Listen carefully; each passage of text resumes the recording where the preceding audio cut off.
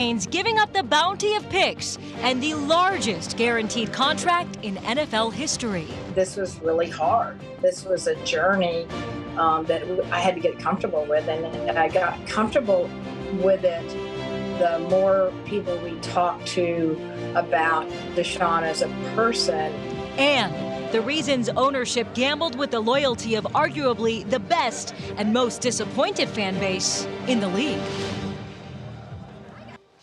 Welcome to Front Row Friday, everybody. I'm Mike Polk. I'm Laura Caso. Sarah is out tonight. Thanks so much for joining us on what is quite a busy night. It certainly is. We begin tonight with by far the biggest story in town. The Browns have officially introduced new quarterback Deshaun Watson. 22 women are suing him over sexual misconduct allegations. Watson and team management answered question after question in two separate press conferences. 3 News brings you team coverage of a day many Browns fans will never forget for one reason or another. We have your front row seats inside the team facility, reaction from the community, and analysis of Watson's legal situation. But we begin with Nick Camino featuring Watson GM Andrew Berry and coach Kevin Stefanski. And Nick, just 2 questions asked that whole time. I watched this entire press conference, and it was pretty interesting to see that all the reporters really only asked 2 questions about anything that actually happens on the field. They seem preoccupied. Yeah, Mike, and I think we expected that, right? You mentioned the press conference about 40 minutes. I think 2 minutes of it were spent on football, and that was expected. I think the Browns expected that. Deshaun Watson being introduced in Berea today, and he was joined by GM Andrew Berry and Browns head coach Kevin Stefanski, all of them fielding questions about sexual assault allegations surrounding Watson. And again, we expected this. Not many football questions for today. Watson still facing 22 civil lawsuits, and he said as of today, he plans to fight those, not coming to a settlement on those cases. Now, even though 2 separate grand juries considered evidence and declined to find probable cause that any crimes were committed by Watson, the new Browns quarterback, he seems to understand in getting a firsthand account today that there are plenty of questions surrounding him, surrounding his future, and surrounding the fact that he's being asked to play quarterback here. All I can say is, again, I never assaulted, I never disrespected, and I never harassed any woman in my life. I wasn't raised that way. My mom and my aunties didn't raise me that way. Over the course of my life, that's not in my DNA. And as far as the details of actually the things that they're alleging, I can't speak on that because there's an ongoing investigation. But, you know, in the future, once everything is resolved, I will sit down and love to talk about it. And Deshaun Watson, not the only person affiliated with the Browns having to answer difficult questions today. Both Andrew Berry and Stefanski discussing what went into this decision and the background work that needed to be done. And, you know, understanding that going ahead, there has to be different questions and answers that are going to have to come out of this. Right now, you could tell that Andrew Berry, he kind of realizes there's going to be a lot of questions going forward. We'll never fully be able to walk in the shoes of individuals who have been affected by sexual assault. And that is something that, you know, we thought about a lot as we went through this process, understanding what the reaction would be. And that's something that weighed heavily on me. Mike, Laura, as you could imagine, I mean, this is really just the beginning of all of this. I know that they wanted to answer a lot of the questions that came out today, but I think there's going to be more questions that need to be answered moving forward, especially when we consider the fact that there's still 22 civil lawsuits going on. Yes, a lot of layers, as we were saying earlier. Yeah, they didn't obviously expect it to go great. I mean, the vibe wasn't going to be great, Nick, and they had to do it, obviously, at some point, have this press conference. How do you think they did overall? I mean, there's just so many questions I feel that had to be asked. I mean, you know, at some point you have to cut off the press conference, right? They went 40 minutes with Berry and Stefanski and with Watson, and ownership also had their own, and we'll tell you more about that coming up. But it just seemed like there was, you know, there's a lot that still needs to be figured out on all this. Yep. All right. Well, thank you, Nick. Okay. Well, now we turn next to Al Pawlowski, who is going to tell us about what ownership had to say. Al, what do you think the main takeaway was from the Haslams? Well, they had a number of things to say when Jimmy and Dee met with reporters on Zoom today to address the trade for new Browns quarterback Deshaun Watson. Here's some of those main topics. Jimmy and Dee mentioned they knew this would be a tough decision because of the allegations, but ultimately said they were comfortable with the person Deshaun Watson is after learning more about him. They said that a lot today. They also consulted their daughters to make sure they felt comfortable with their decision before going through with it. In fact, Jimmy said Dee and their daughters did have full veto power over this deal.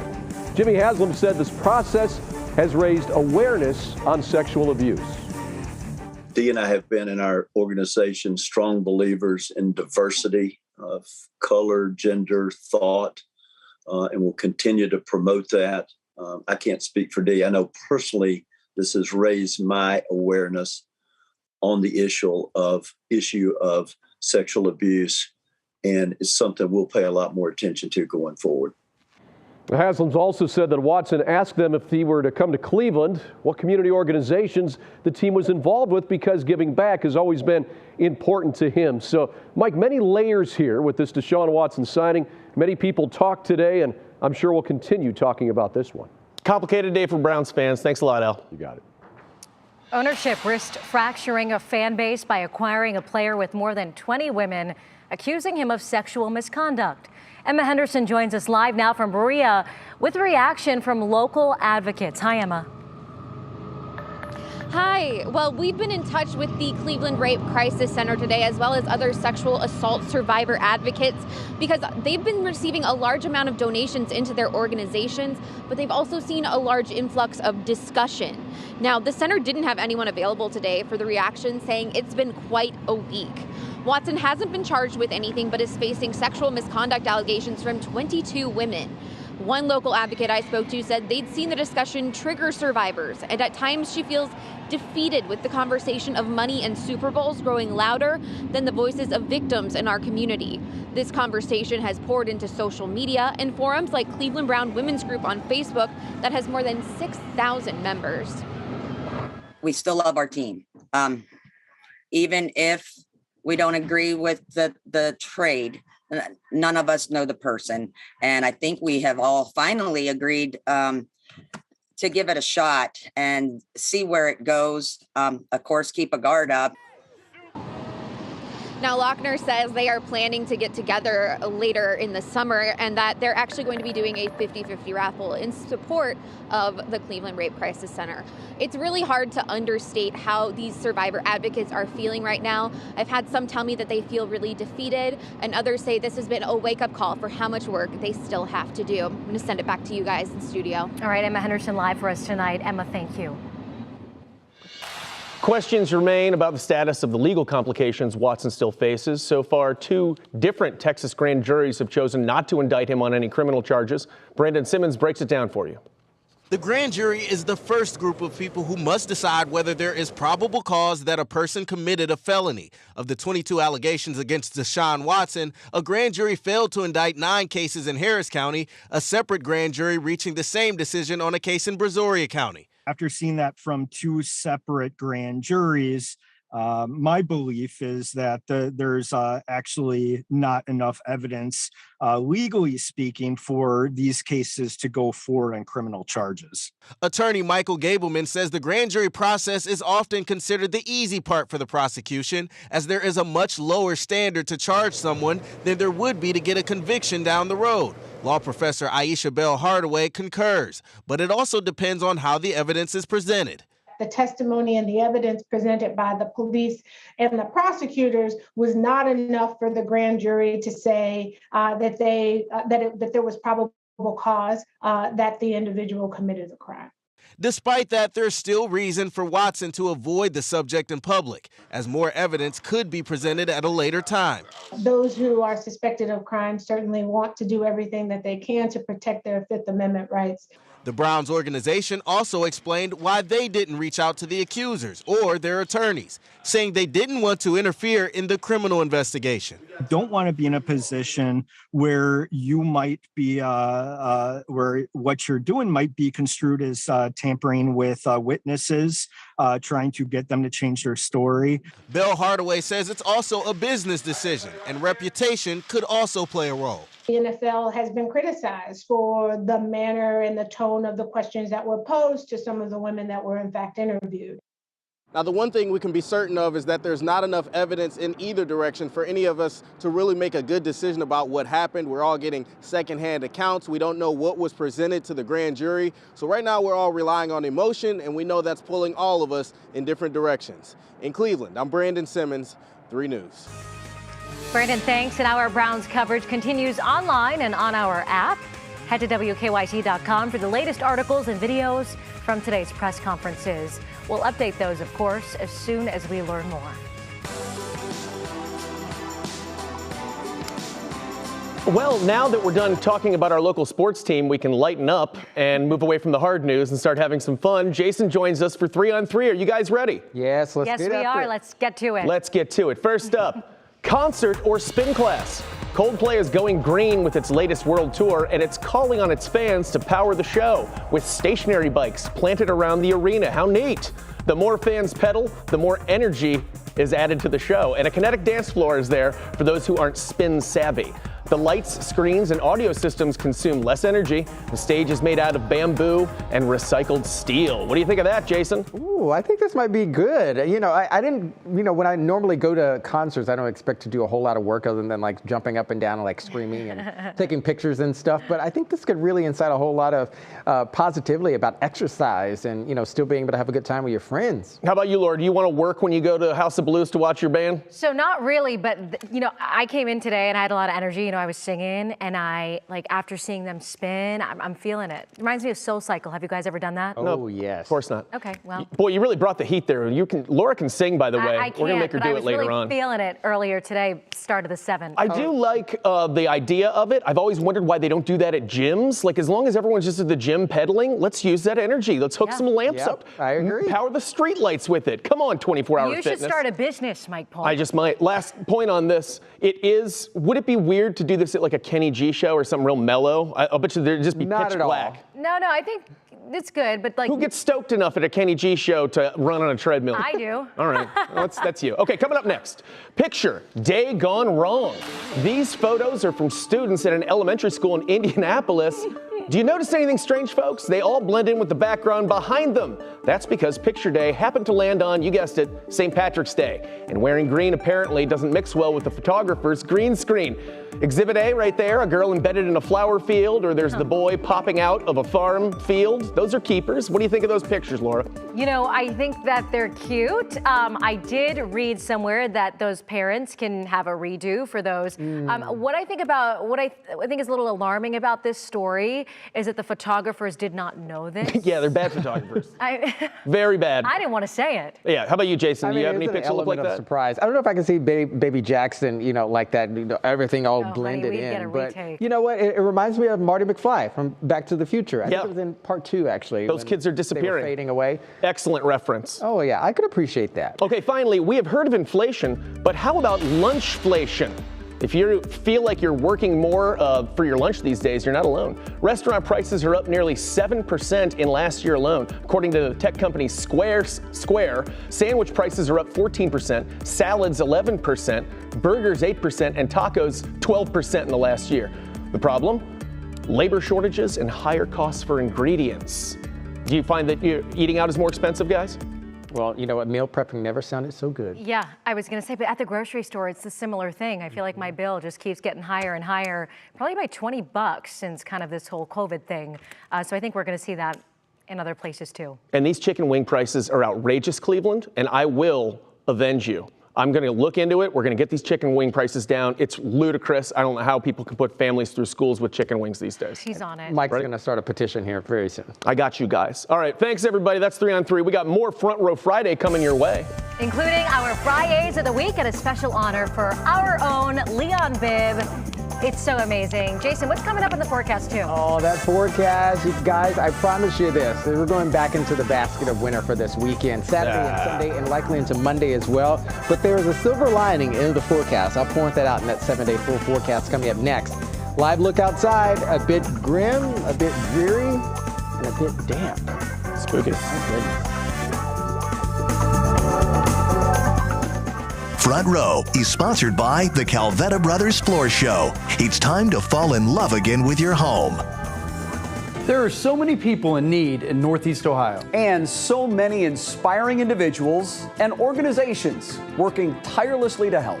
We think it's time to shed a light on these community champions and the great work they're doing. Starting next month, Matt and I will salute an inspiring individual or organization that is making a difference in the lives of others. The power of inspiration. Coming next month to 3 News, What's New?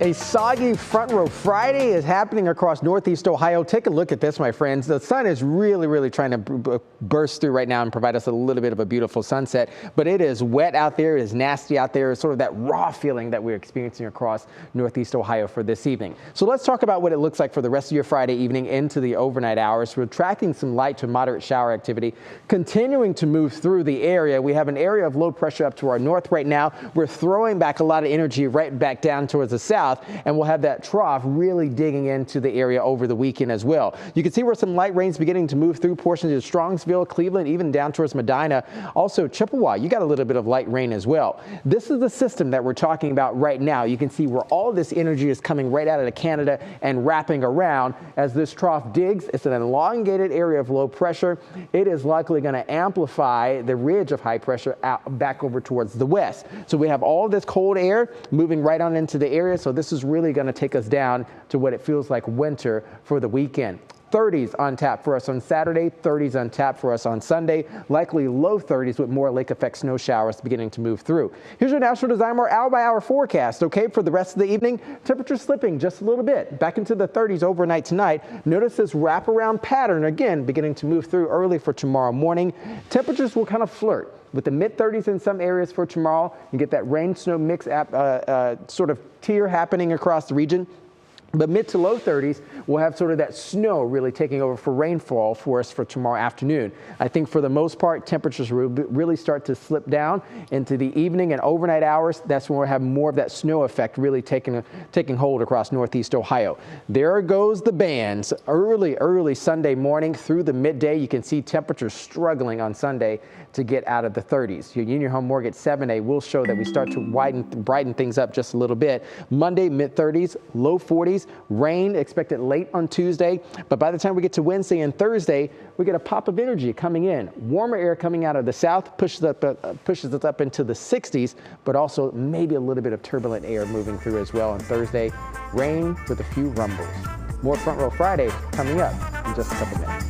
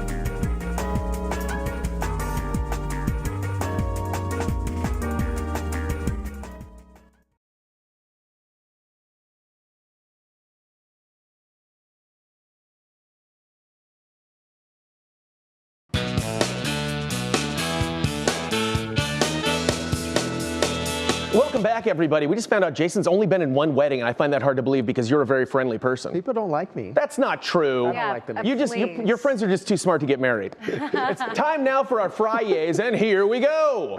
My Friday goes to the return of Dingus Day to the Gordon Square neighborhood. Dingus Day, or Wet Monday, is the Polish holiday that falls on Monday immediately after Easter. A way to cut loose a little bit after Lent, and boy, do they do it right around here. Polka dancing, Polish food, Miss Dingus Day crowning, and more accordions than you can throw a pierogi at. Welcome back, Dingus Day. I will be celebrating. You guys should check it out, too. Jason liked that joke. Yeah, I'm glad. I did. I mean, and the dance moves, did you see her? Yeah, I'm excited. Feeling light on my feet. You guys are going to love that. Yeah. All right, my Friday goes out to my partner, my co-anchor, and our dear friend, of course, Russ Mitchell. It's his birthday. So we say happy birthday to an incredible journalist, friend, mentor, newsroom leader too, you name it, he does it, and he is wonderful. So big happy birthday to him. He reeks of dignity, doesn't he? He really does, doesn't he? Yeah, he does. Happy birthday. Guy. Wit. Happy birthday. Everything. All the attributes. Got it all. Oh, I made that, guys. What do you think? How's my artwork? That looks amazing. I know, it's incredible. Went all out in the Hallmark store. All right, my last Friday. Go, guys. Here we are.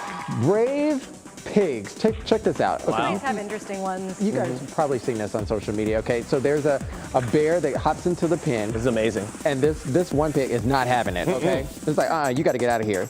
The bigger pig steps in, kicks it out. It's gonna happen. Yeah, I know. He's just taking his time. The stare down is happening right now. Yeah, it's a pride thing. Get out of here. We don't want. There he goes. I thought it was funny. That was fantastic. You haven't seen that? No. Pigs are very intimidating at times. Yeah. They really can be. All right, folks. Great Fridays, everyone. Everyone nailed it. Front Row Friday returns after one more quick timeout. The primetime lineup is sponsored by Tower City Center. Tower City Center. Shopping, events, and more at towercitycenter.com.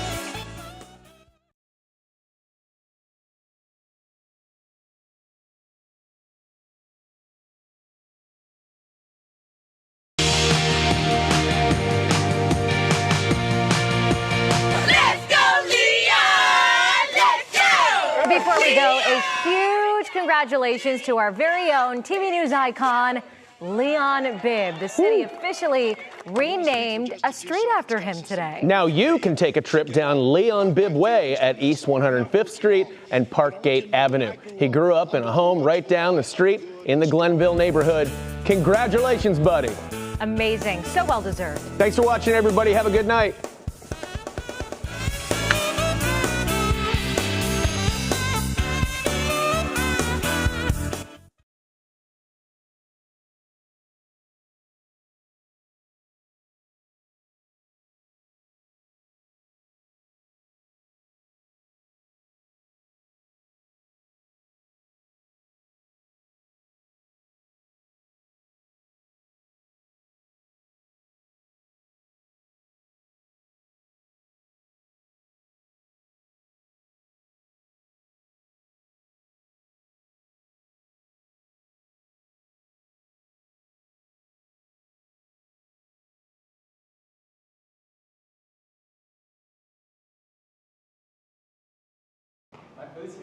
Oh, it is. What did you get? Ramen. Oh, from where? Otani noodle. Oh, sounds so good.